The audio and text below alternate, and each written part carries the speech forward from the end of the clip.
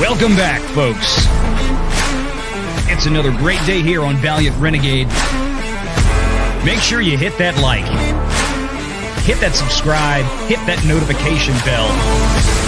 Share this sucker out on the social medias. And do leave a comment before you head out today. Because this is where Hollywood comes to get put through the business and financial lens of reality.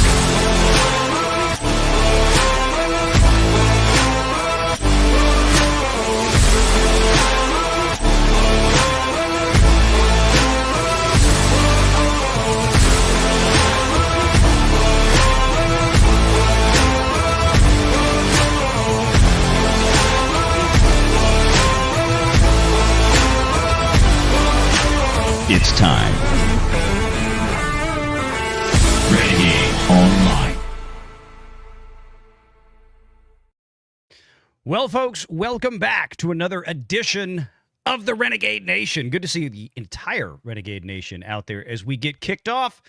And we've got a special show for you tonight. Probably not going to go terribly long, but a lot is going on in the world right now. We just wrapped up the regular Wednesday show on the main channel over at Valiant Renegade, if you're not subscribed to that. Closing in on 100,000 subs over there. We've got this new channel here, right? This allows us to get more into kind of the hard news and the politics and all that kind of stuff, because YouTube algorithm says don't mix and match on your channel. So we created a new one. Little update real quick here. We have hit the criteria for monetization on this one in very short order. Took about a week. We're there. I'm simply now waiting for the invitation from YouTube, which I expect by Friday, because their monetization measurements are about 5 days behind reality. So the big show that we had, I think it was Sunday, where we cascaded over from the main channel like we did tonight. We had... I don't know. We had a lot. We had 1,000, 1,500 watch hours from that show. So we're at about 3,700 watch hours right now. 3,000 is the initial mark. And we're only a few hundred watch hours away from 4,000 watch hours, which I expect it will hit this evening. So we've got quite a bit to go through just to kind of get right into it. And then we are going to bring on our special guest who is waiting backstage. But you know what we've been talking about. It's everything in the news right now. What is going to happen at this point with this entire Israeli-Iranian conflict? There is a lot of just kind of panic out there from the right and the left. And the panic on the right is honestly more distressing to me than anything. And there's this term out there that's been floating around that I actually think is pretty apt, called the Panicans, right?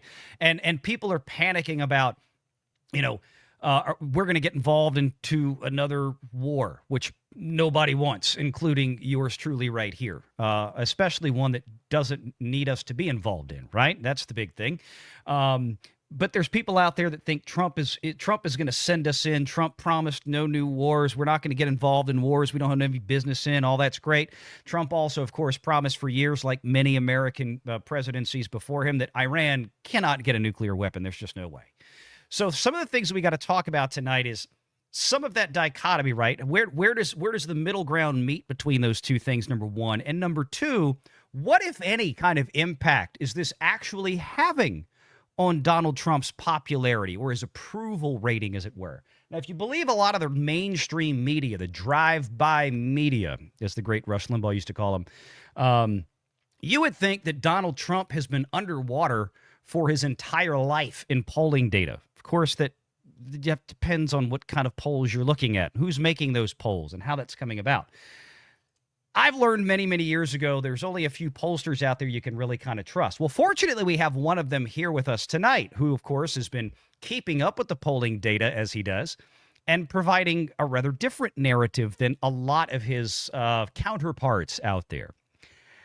The kicker is, of course, is that he was one of the most accurate pollsters in the previous several election cycles. He was one of the guys that was telling us, no, Trump is still good in this upcoming election of 2024 a year ago, when a lot of others were saying, oh, Kamala Harris is running away with it. I think we all know how that actually played out. So this is what we want to talk about tonight. And joining me from Rasmussen Reports is our good buddy. It's been far too long since we've had him on, but he's back now. Ladies and gentlemen, help me welcome aboard Mark Mitchell. How are you doing, sir? Valiant, great to be here. Yeah, it has been a while. I like your backdrop. I love the American flag. There we go. That's what we got Renegade Nation for, man. So yeah, amen I have to to that. do the same thing. I got to make a new channel for my stuff too. I'm having the same algorithm problems, but we're gonna figure it out.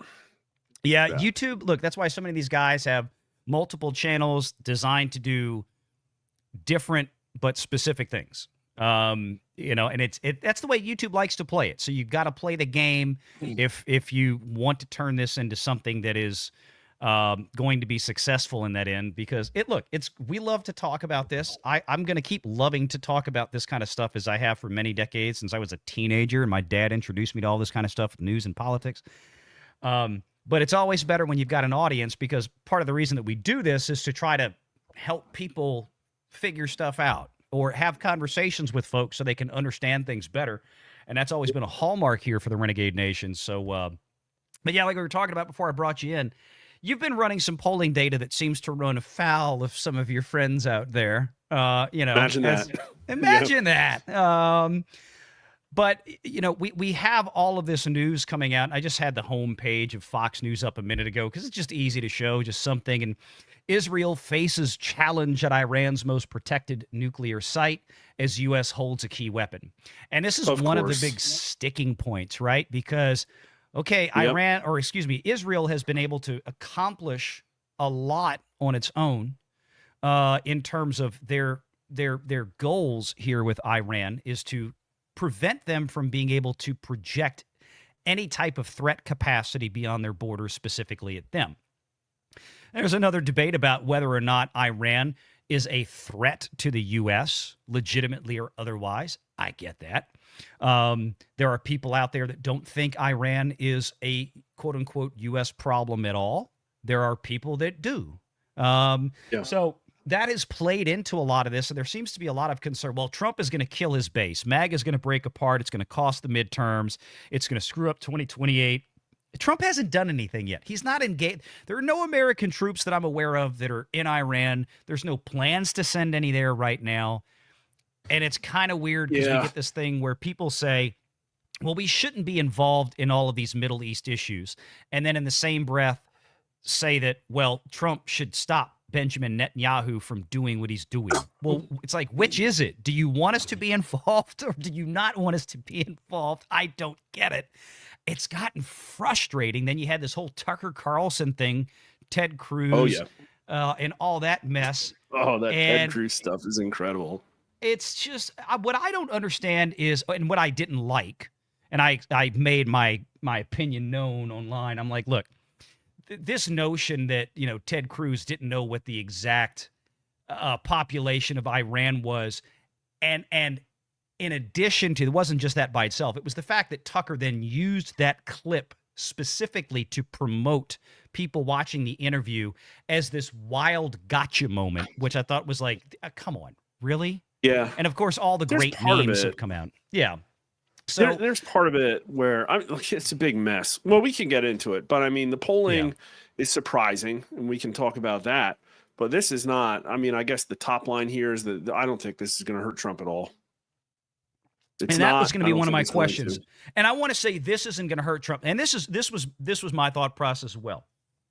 Because what I've been asking to people is, well, wait a minute. When you say that we shouldn't get involved in this quote war, right? What does that mean to you? Do you envision that as the U.S. sending, major forces projecting power inside of Iran's territory? Does that mean even sending a lone B-2 and dropping a something that only the United States has the technological capability of doing onto this nuclear enrichment facility they have deep under the ground at Fordow that Israel can't get to? Nobody else can get to but us. With a bomb, one B-2 and a bomb, boom, there you go. Iran's threat capacity is neutralized. Are we freaking out about that? And I genuinely want to know.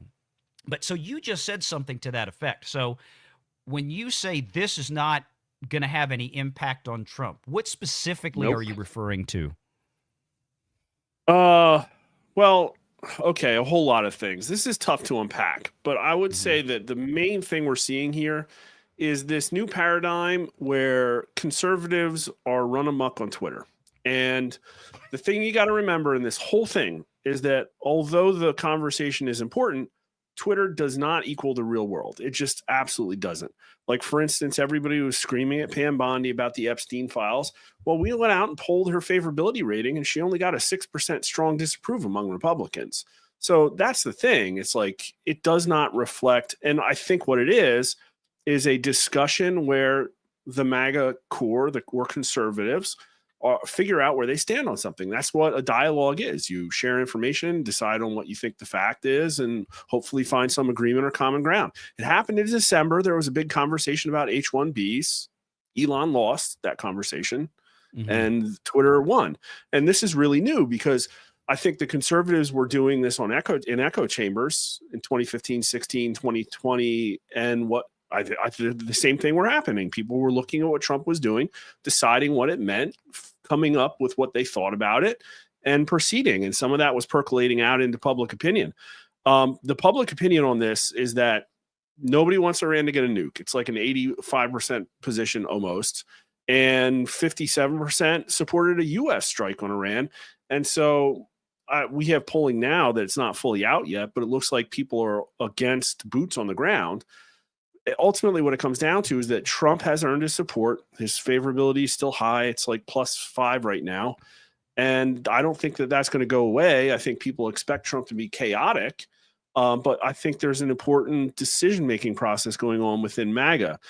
And it is a rift, but that's what happens when people disagree about something, and hopefully they agree. And I think it's valuable because people talk about the slippery slope fallacy. This is a slippery slope fallacy. It's like, well, if we let Israel hit them, then we're going to have to hit them. Oh, well, if we hit them, then we're going to have to go in and help clean up.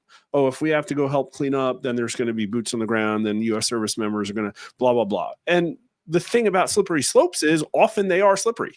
Like, look at the LGBT stuff. Look at all the libertarians that leaned into that stuff in the 2008.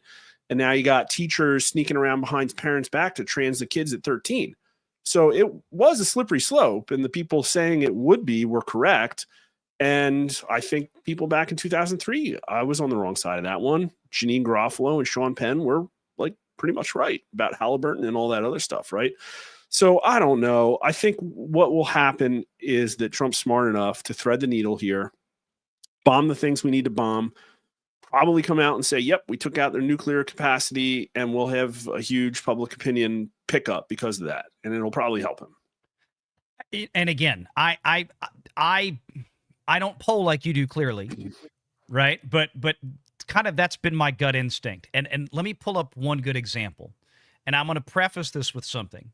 Now, the Hodge twins, very popular, very well-known conservative commentators out there. I've loved their stuff for years. I think they're great. I've watched a lot of their videos. I've listened to them.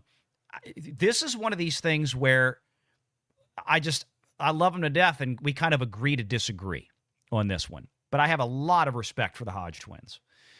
They say this is a total lie, and they posted this from the New York Post showing a poll. I don't think it was y'all's, but MAGA voters overwhelmingly support U.S. strikes on Iranian military, and we can debate what that word means.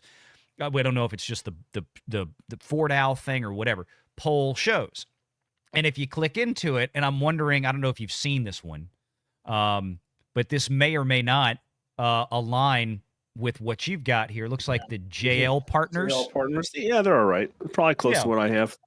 But what's the number? What's the green number there? Republican voters, I know it's hard to see. Republican voters on this, 58% support. Yeah. Okay. And the specific question that was asked, apparently, Mark, was, it always matters. Absolutely, yeah, because it's a little hard. I can see it, but I know it probably doesn't translate into StreamYard with their resolution as well. What the question that was asked was, would you support or oppose the United States, or the USA specifically, launching its own strikes on Iranian military installations and key infrastructure, which I think would also include, in most people's minds, the nuclear facilities, right? Yeah.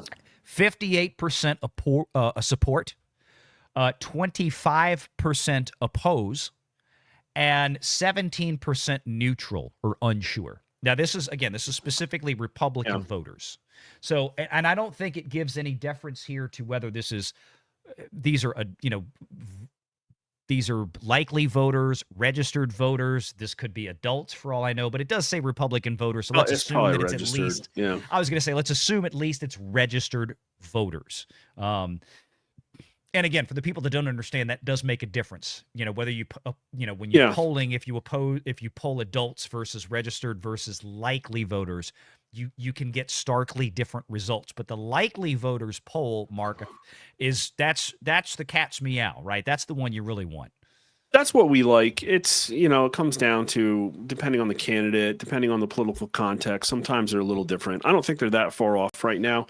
JL Partners, if you look at a pure partisan Trump versus a Democrat kind of thing, I think they're probably going to lean a few points to left. But the thing about something like this is there is not that much difference between Democrats and Republicans. So the polling is going to be, I think, pretty right. And the one we did this just a month ago. It might have changed since then, but we saw this whole thing coming. This is our question. Would you support or oppose military action by the United States to destroy Iran's nuclear weapons program? So it's a little different. We didn't say bombing. We said military action. Very specific. Nuclear weapons program. Yeah. Not infrastructure, not blah, blah, blah. So we got 57% all likely voter support, 30% oppose. For Republicans, it was freaking 73%. Okay. Now, that's what I was going to ask you. So the sample size was what, about 1,000? Yeah, like 1,200, 1,000. Okay. What is it here? And I want to bring that up because this is one of the things that for those of you who don't know, when Mark does these polls for Rasmussen, your sample sizes tend to be pretty healthy. There's a lot of polls out there that might say, well, we did a sample of 400 or 600. You guys typically try to chime in 1,000 plus, meaning your sample size is larger, meaning the accuracy of your polling tends to be much greater, right? Yeah. Well, precision. They get wonky here, but it's like as you increase the samples here, statistics refresher, and somebody with stats 201 could probably correct me, but like as you increase the sample size, the central limit theorem tightens the distribution, but you still could have a bias. You could be literally shooting in the wrong direction. This is the gun's MOA, right? That's what we're talking about here.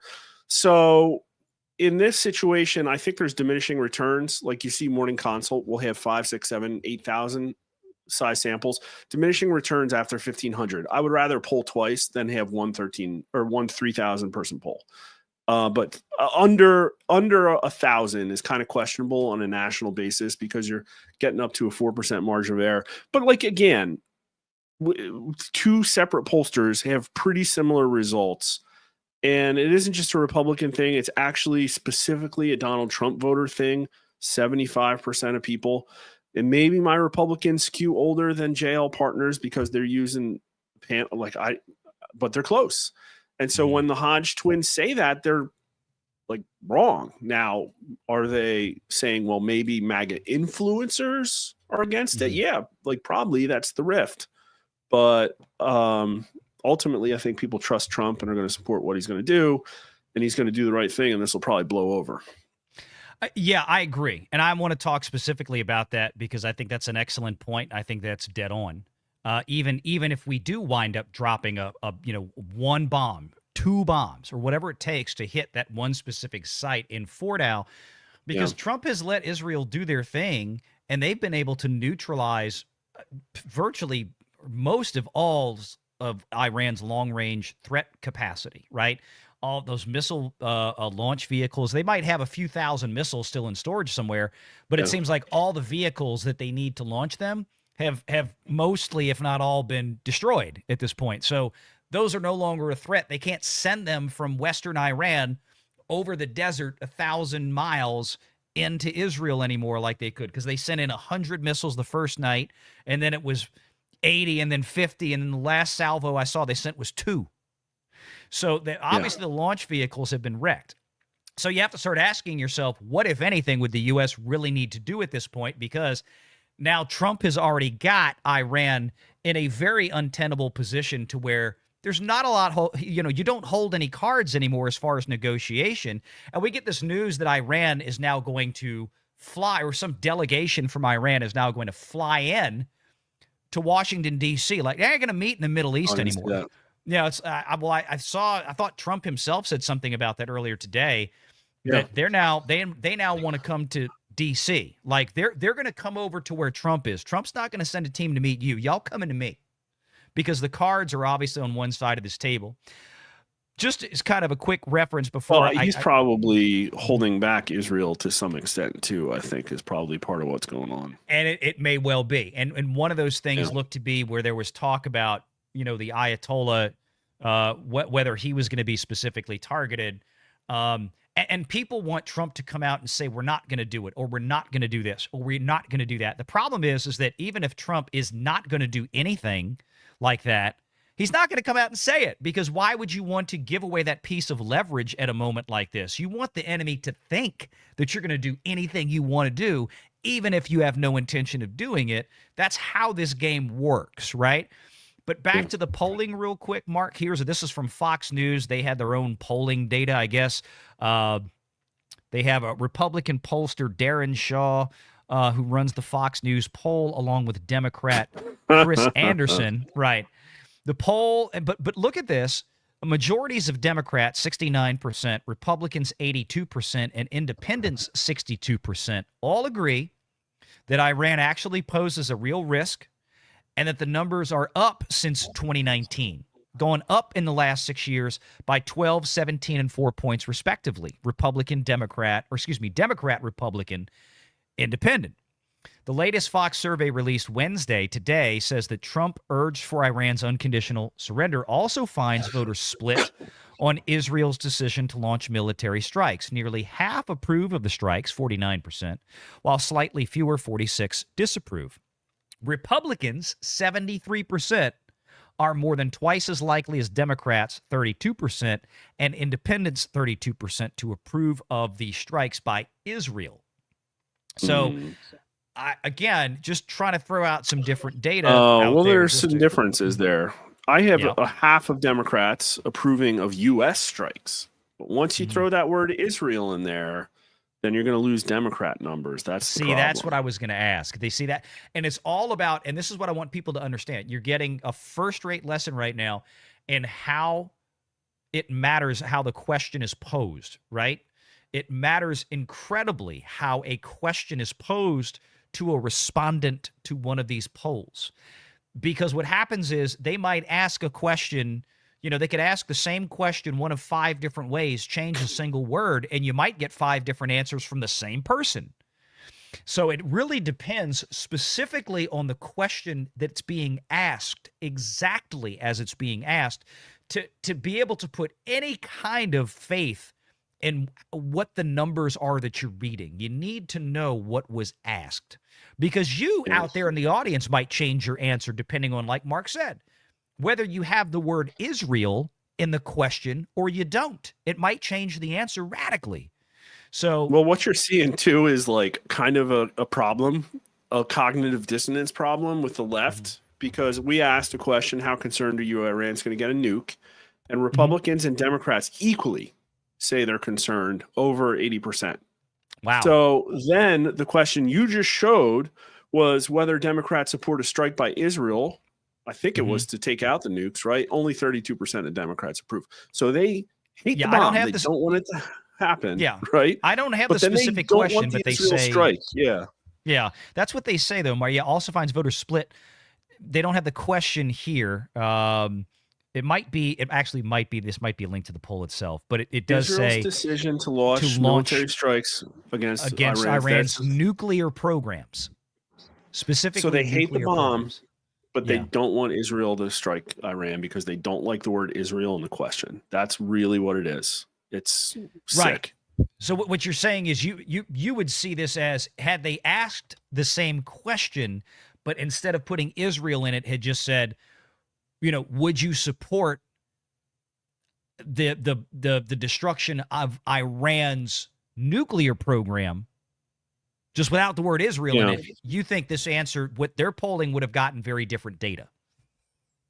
Well, I got 50% for a U.S. strike against Iran for Democrats. Yeah. So they would have probably gotten something similar to that, I think.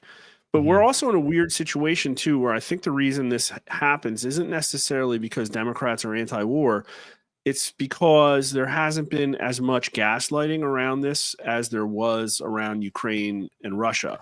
And so I'm pretty sure I recall that in some of the questions that we asked about how much military action the US should do in that conflict, Democrats were saying more than Republicans, we need to get involved. And this is completely the opposite. And that's just the amount of gaslighting. Right. And that's because that was, again, that was one of those things to where, and I don't think there's any comparison between the two. Ukraine, Russia, that's very much, that's those two. That's a real regional thing. Iran, I've always looked at, and again, I've been paying attention to this for 30 years, at least in my life. And I can remember as a kid, Iran and the Ayatollahs talking about, death to America, I mean, people want to say it's really about Israel. Yeah. It is, but it isn't just about them. And then they make the same kind of threats to us. And I said this to people earlier. I said, I want you to think about this, is that what do you think long term, even if we assume that some folks out there, that what they're saying is true and that they have the real read of the room, that MAGA is fractured over this and blah, blah, blah. I said, okay, here's the deal.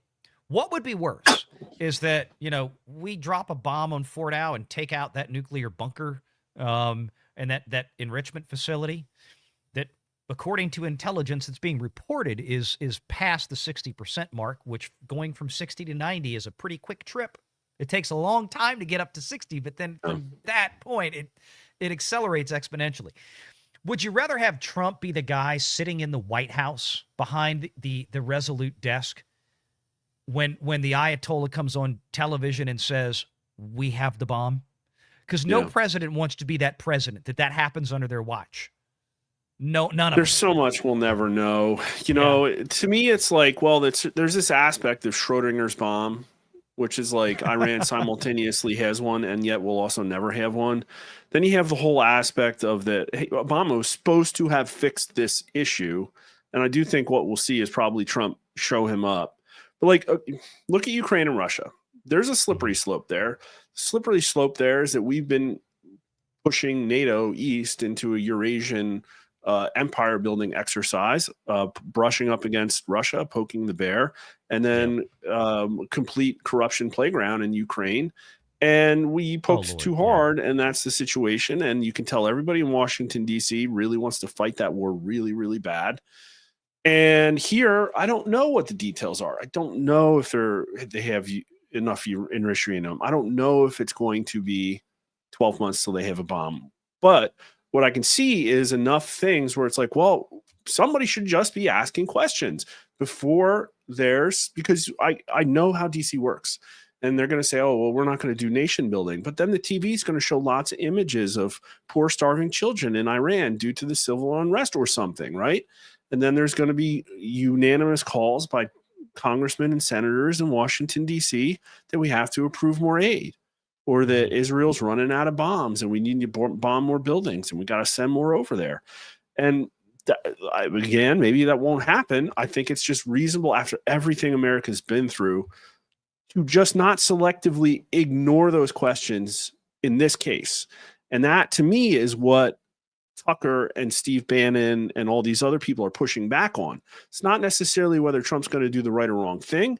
It's just like, let's acknowledge that we failed in this kind of thing before, like not that long ago in 2003, and that the right decision-making process should happen. And it was kind of bad optics the way it looked like Bibi was setting the timeline on all of this stuff and is deciding how it plays out. I think Trump is back in control of that, I guess, now. We'll have to see. Again, I think what'll happen, right, is like we have this MAGA rift, the MAGA influencers. They're all fighting. They're going to decide, I think, maybe at least some common ground. And then what's going to happen is some totally different issue is going to show up that MAGA 100% agrees on. Like Yeah, you're going to burn down another Democrat city and everybody's going to be laughing at Gavin Newsom again. So that's right. probably what's going to happen. That's what happened in December. I tend to agree. I think you're right. And again, my issue with the panicism, the emotionalism, or the panicans that are out there is that we haven't done anything yet. And some people point to stuff like this, and I'm not going to read the article because I don't think we need to read the whole thing. We just need the headline. We get the gist of it. According to this Jerusalem Post, and they post a lot of ready, quick updates. So this is why I do like to check them out. U.S. President Trump told senior aides that he approved of plans to attack Iran. And they're talking about, Israel's plans to. Well, again, this goes back to my question earlier. You don't want the U.S. involved in the Middle East. Okay, I'm all for that. The problem is that if Israel's going to decide as a sovereign nation to defend themselves, as they would allege, then what does it matter if Trump approved it or disapproved it, right? Israel's going to do what Israel's going to do.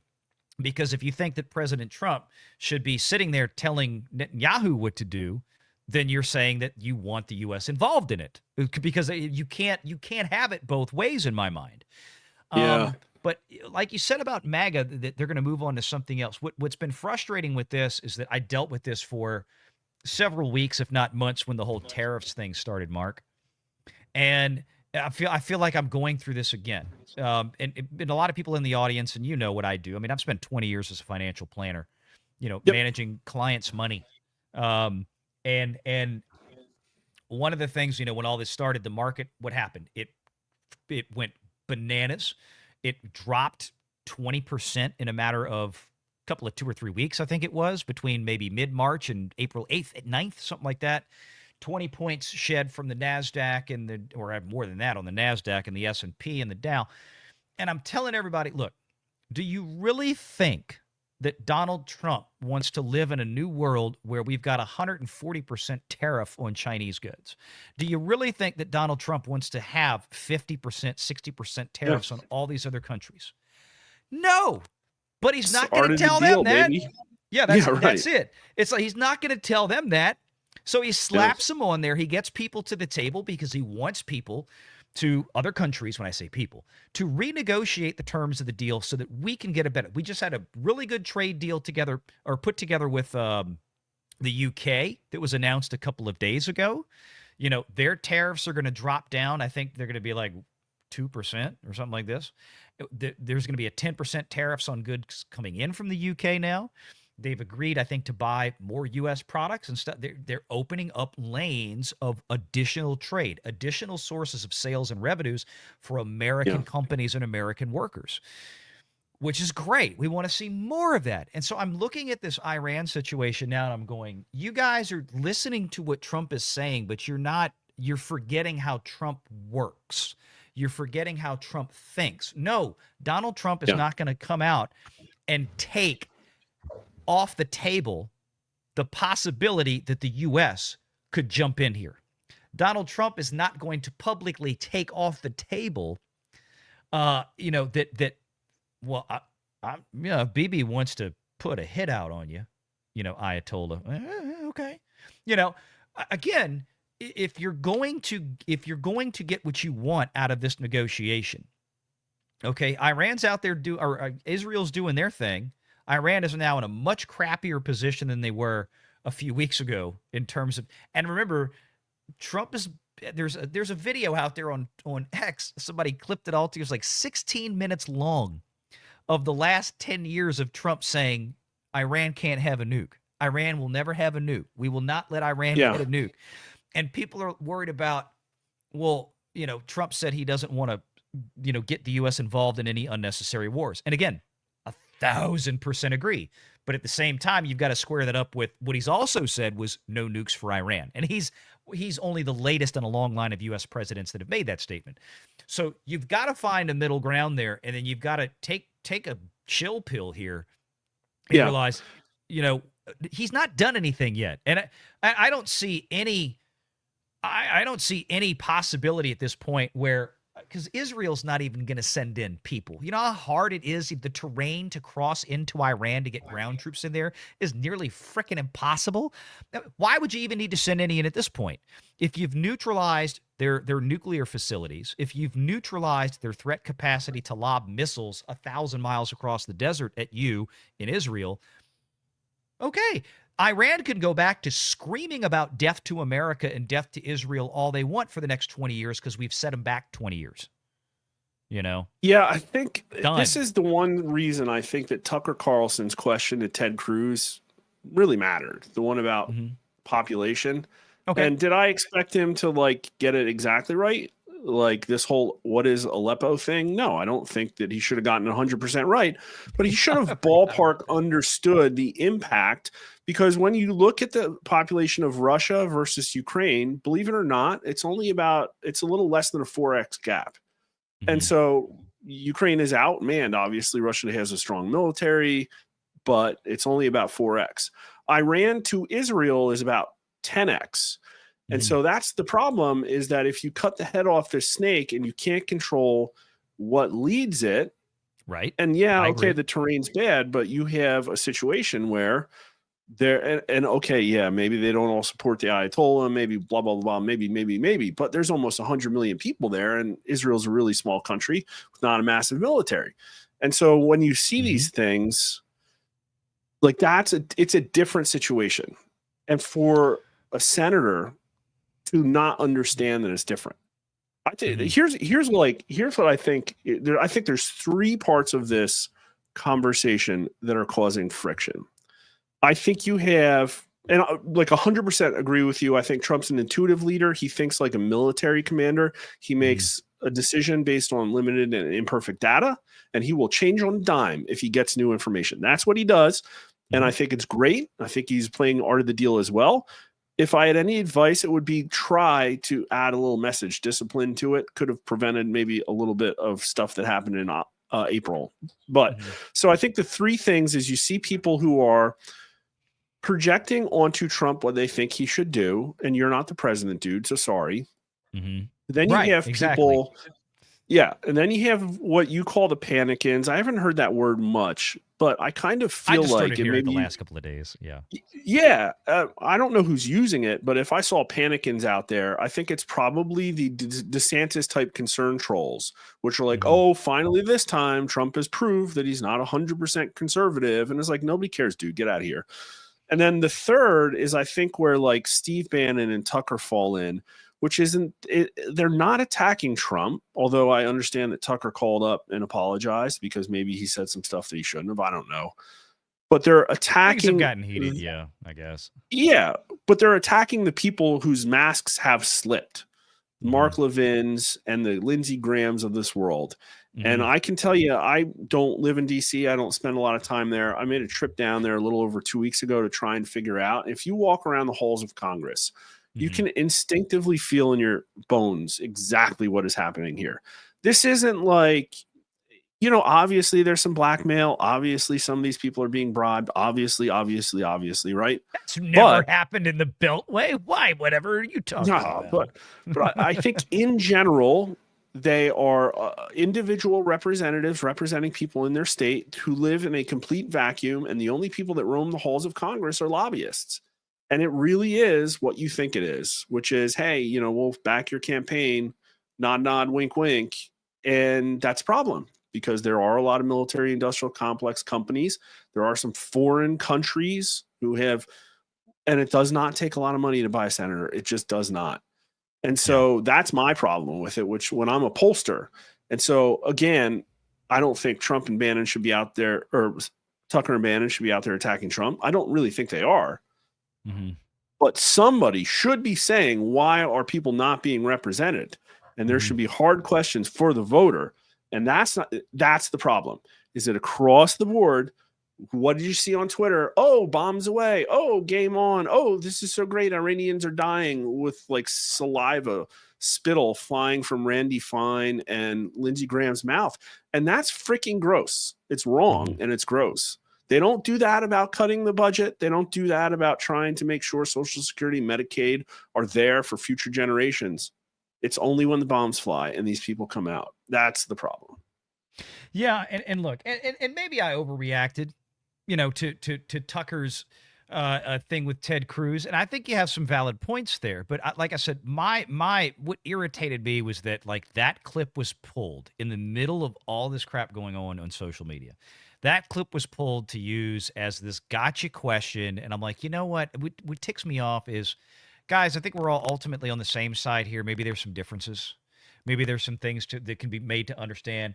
And I hate seeing Republicans and MAGA people just openly, publicly just tear each other apart, especially because I'm like, this is what the left does. Let's not please turn into this.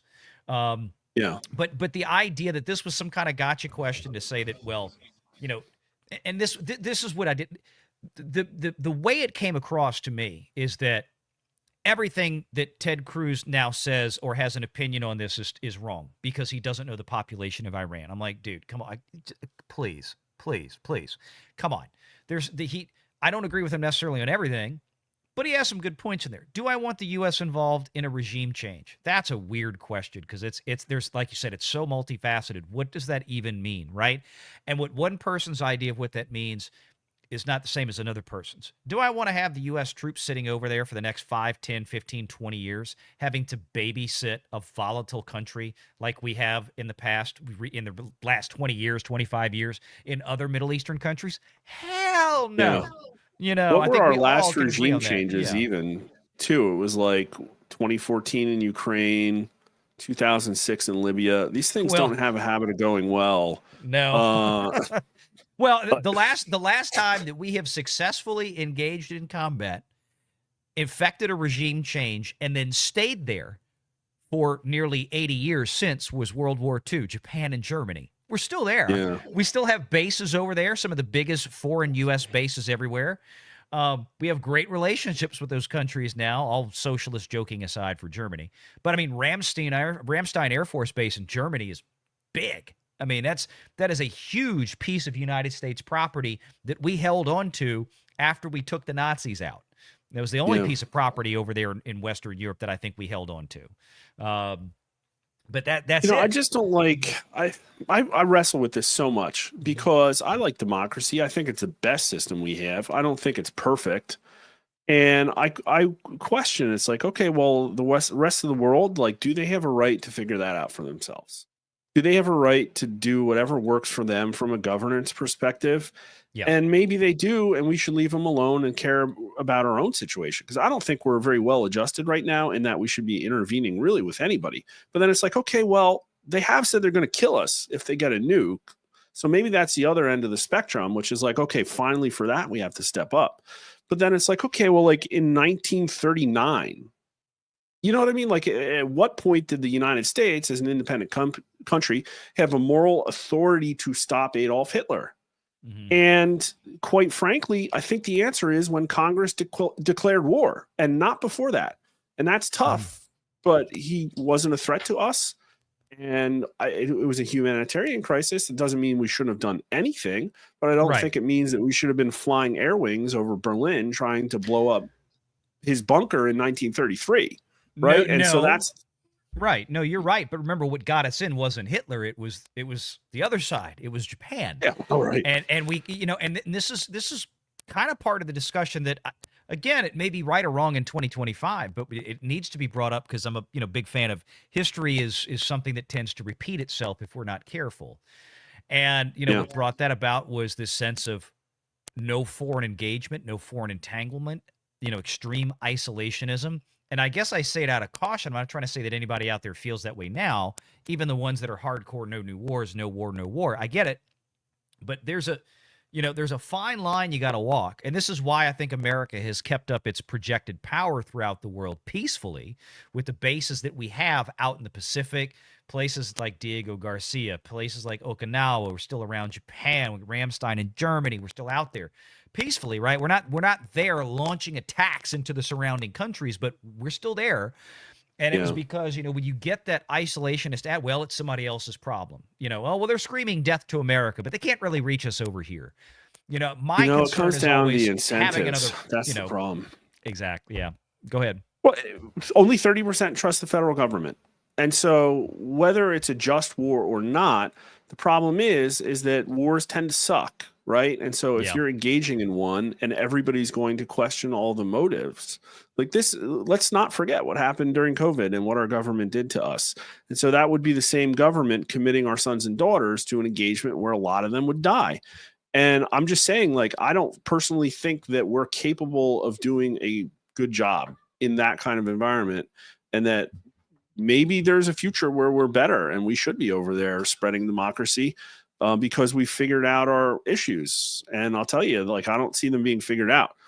And I hope for a future where we can do this. I'll tell you, you talked a little bit about Congress and, Democrats, the difference between them and the Republicans. And I think the issue is that getting back to Ted Cruz, is that he represents his state. I'm a federalist. State should have a lot of power. The federal government shouldn't have much. But at the same time, he is attached to a national political party that has an ideology. And on the left, they don't need to think. They're told what line to toe. I don't know who does it, if it's Arabella or George Soros, but they don't really have a lot of like internal discussions about what the right policy position is. The right is the exact opposite. It's just a free for all. They can get in front of a camera and say whatever the hell they want, vote for whatever the hell they want. And that's probably the right thing. But here's the rub. Okay. Let's just take any random position and say, like abortion. Okay. And you say, what should the right, who represented by the Republican Party, what should the right answer on abortion be? And I think most people would say probably pro-life. Okay. Tell me your plan to get there. And Republicans don't have one. They don't understand what that means. They don't spend money to do that. They have no idea what it would look like. They probably wouldn't care if somebody told them about it because they're worried about the lobbyists. And that's the problem. And this is a problem with MAGA too, is like Trump is in charge and MAGA is what Trump wants. Trump's going to start losing political capital eventually in a year or two. He has to. And that's it's a just problem. the natural course of events because he's not going to be on the ballot next time. Somebody else is going. And if I'm Trump, I'm going to want to be making that segue in right after the midterms are over. You're going to have to start that process there to make sure that if your vision, if the MAGA vision that Trump has is going to continue, there has to be somebody there to pick up the torch in 2028 and run with it because it's not going to be Donald J. Trump. And I or see an people, organization, a funding structure, a system, a network of independent NGO, like something. Yeah, Anything. something along the lines. But I totally agree with you. And I know my friends, conservatives over the years have said the same thing. Republicans they're great with ideas. They are absolutely terrible at marketing. And it's the bottom line. They don't know how to teach. They don't know how to impart. They don't know how to. Democrats have the worst ideas on planet Earth, but my God, they have a marketing machine. And it's it's like Disney trying to get somebody to a new movie or something. The movie might be trash, but they'll drop $150 million in a marketing machine to get that message out there, and they know how to craft it. Now, it doesn't always work, obviously. They have complete and total domination in an information war. They have all the bombs and missiles, and the right is winning that information war right now. But it's not because they have bombs and missiles. It's because they have guerrilla warfare people on social media pulling all of the weight for them. And that's the problem. The Overton window has nothing organized or funded at all trying to pull it back to the right. There, you could say, well, Fox News and Newsmax pulled the Overton window back to the right. No, they don't. How do they? The left pulls the Overton window left, and Fox News looks at that. And the way it works is that you normalize radical opinions. We should obviously give everybody reparations. And Democrats will believe that over time. Overton window moves left. All places like Fox News and Newsmax will say is like, no, that's not right. We shouldn't do that. They don't say like we should pay anti-reparation. You know what I'm like? I'm just saying there's whatever it is, there's an equal and opposite radical right thing that's not being normalized. And so what does that look like? Who's going to do that? How is it going to be organized? How are you going to, and maybe it shouldn't happen. I don't know, but I'm just saying that nobody's doing it. And that's why, and people like, I do this every day and I see it. Doesn't it feel like everybody really hates sanctuary cities right now? Yeah. Anti-sanctuary cities only wins by like 4 or 5 points right now. Now, that's because in the town square, everybody's super, super against them. But for Democrats, it's been normalized. And so now 42, 43% of the country is okay with sanctuary cities. So Right. the Overton window You're has right. moved left. Yeah. Yeah. That makes sense. And that's just it. You know, you've got that whole segment of the political population, the political demo that, as you said, has been trained arguably since virtually birth. They're conditioned to be, and it's more fundamental, it's more basic than that, than I think, get engaged in a specific this or that pulls them over, because the left is almost a monolith, will move together. Very rarely will there be any deviation, any serious deviation. And I think it's because it's more core.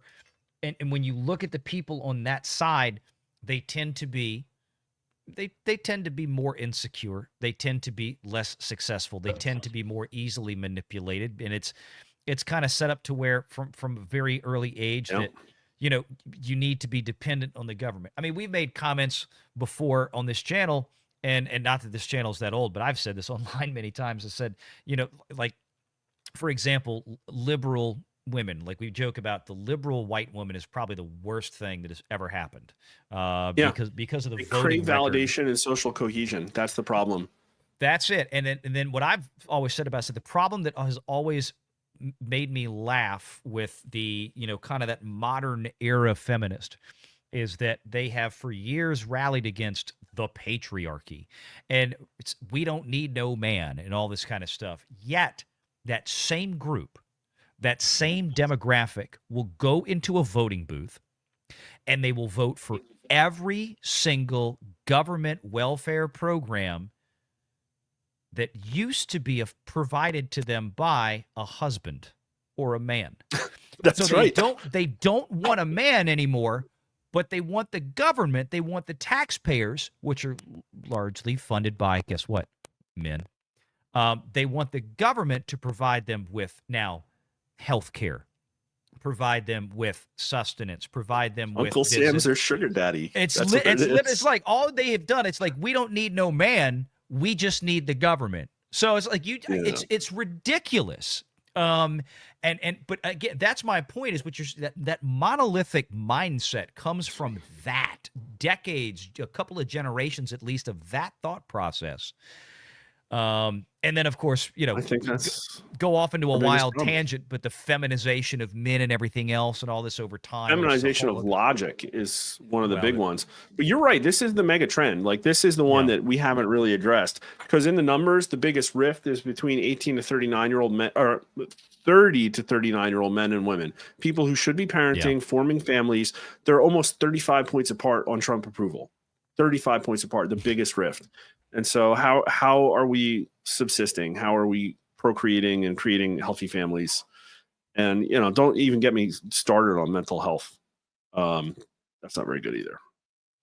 Yeah, I think it boils down to, again, people have traded in what used to be kind of that secure family unit for, I can do whatever I want, I can be whatever I want to be, and that all sounds real great, right? And nobody would want to stop somebody from doing that, but what they turn that into is that I have a right to make everybody else provide it to me.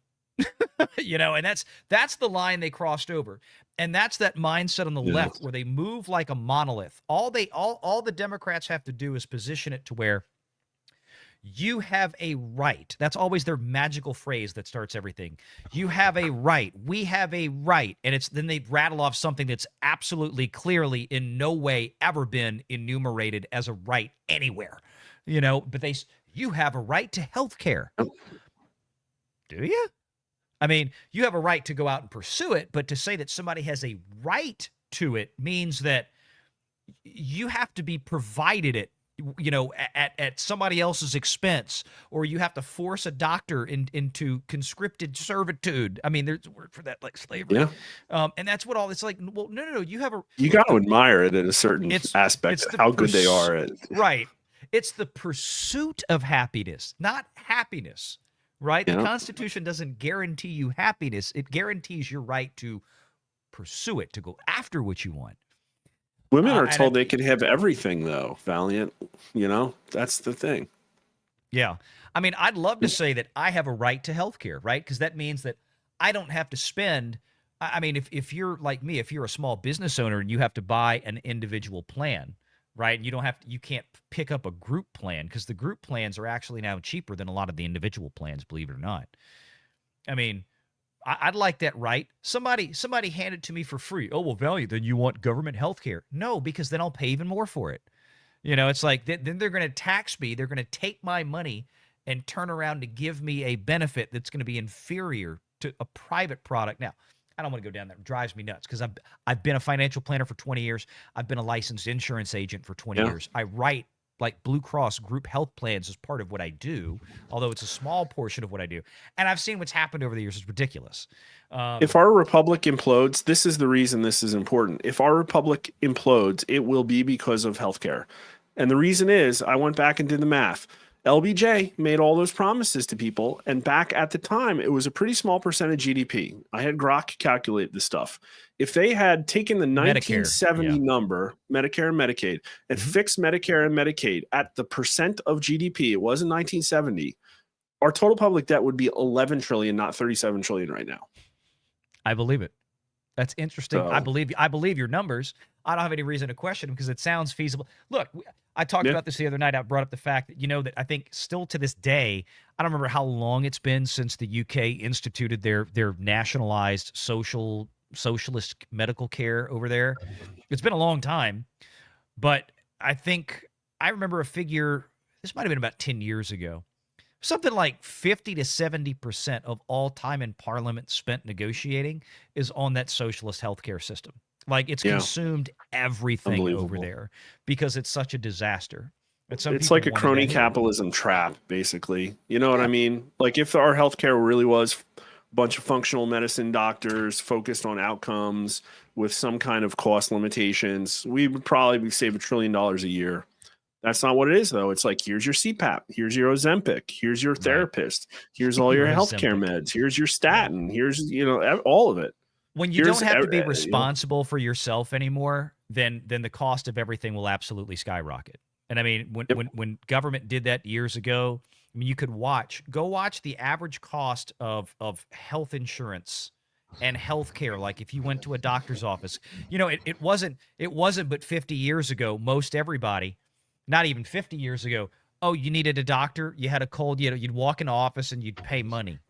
Like, nobody had cough and sniffle insurance for this kind of stuff, which made it so. Right. But, I mean, exactly. You watch since the 70s when we started. You have Medicare, a right Medicaid. to not have sinusitis, Valiant. Right. It's a constitutional right to not have the sniffles. Like, we're going to pay $1,000 a month for you to have some medicine.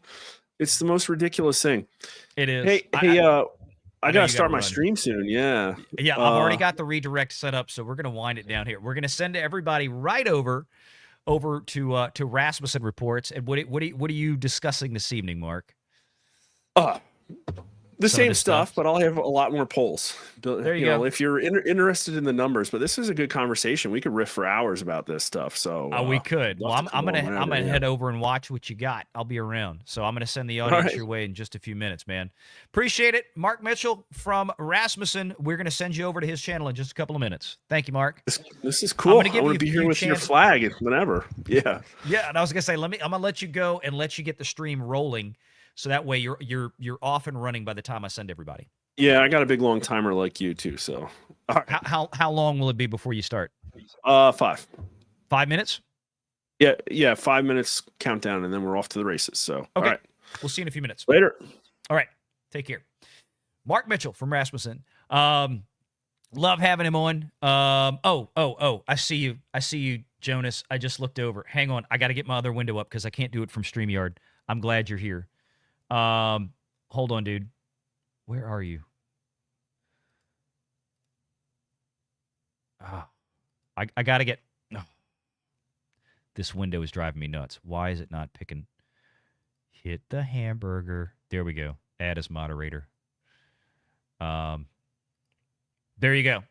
All right, you got it. You got it, Jonas. Okay, perfect. Yeah, so I'm so glad Mark could hop in tonight. Again, I did not plan to go long. I called Mark last night, and I said, "Hey, man, I'd love to do a show with you about some of this stuff going on online." And let's, because he had just done a recent poll that he discussed, talking about how much, indeed, actually, yes, Republicans are overwhelmingly supporting no nukes in Iran, and in turn, seemingly supporting, and I don't want to misphrase this, but if Trump goes in and sends a B-2 and takes out Fordow, the last remaining big nuclear enrichment facility Iran has, which is the one that they will invariably and eventually build that bomb from. The support for that singular maneuver seems to be, by the polling, I don't want to hear, well, Valiant's a warmonger. I'm just giving you the numbers, y'all. The polling seems to suggest that there is almost overwhelming support for that. I understand it. And again, I ask folks to consider what would be worse for Donald Trump in this case.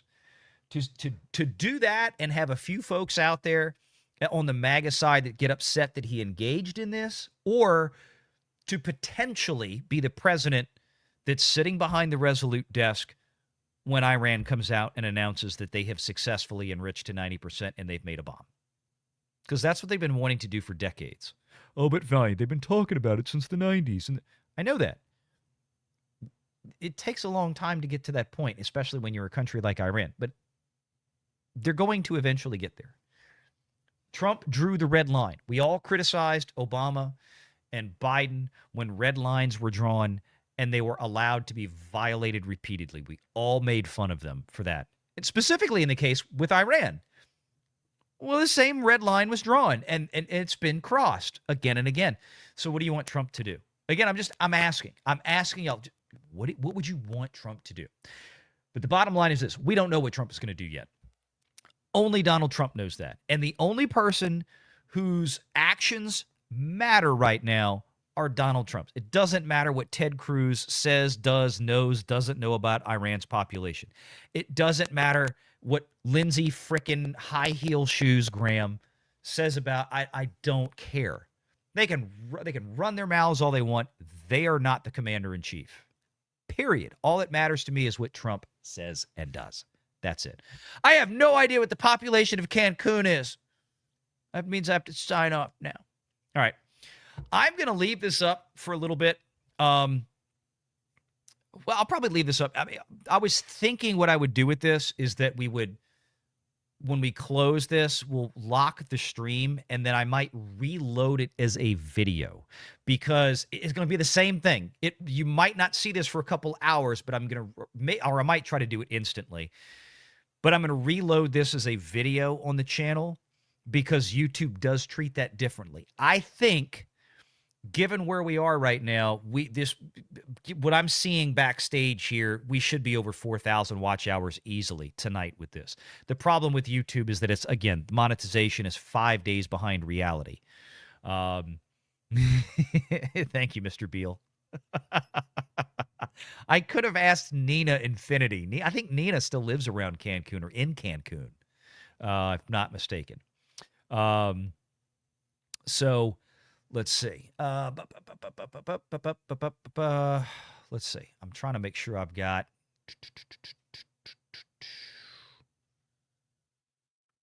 I think we've got everything here. Okay. Appreciate you guys. And as soon as we get the thumbs up from YouTube, we will let you know, and we will have a live show to celebrate getting monetized. We have a great audience out there that's been following for years here on YouTube. Obviously not on this channel because this channel is new, but on the original channel. And I can't wait till we can kind of turn some of those features on out there. And I'm going to see. I'm looking. I'm kind of vamping right now. I know it sounds weird. I'm kind of vamping right now just to make sure that Mark's rolling. Okay, Mark's got it rolling. Okay. We're going to send you on over to Rasmussen. I may or may not hop in over there. We'll see. But I'm gonna try to chill out and listen to what Mark's got going. And I've got to check. Wait a minute. I'm going to look real quick. I've been patient. I've been really good. I haven't checked the scores because I didn't want it to ruin. I didn't want it to ruin what I was doing. Wait, where's my scores? Okay. Gamecast. Top of the 7th, LSU is up 2-1 over Arkansas. We got to win tonight, baby, and then we're going to the finals. That's it. LSU wins. We will be in the College World Series finals once again. So, sorry, I love you guys from Arkansas, but piss on Arkansas tonight. LSU's got to win this game. If not, they'll have to play again tomorrow. It's double elimination. LSU hasn't lost a game yet. Arkansas got defeated by LSU a few days ago in the first round. So that's where we are. But I'm going to go chill and watch this game. Watch Mark. I'll be over there. He just went live. His countdown ended. So, ladies and gentlemen, thank you for being here. And we will see you again very, very soon. Take care. Have a good night, Renegade Nation. Make sure to hit the like button on your way out the door.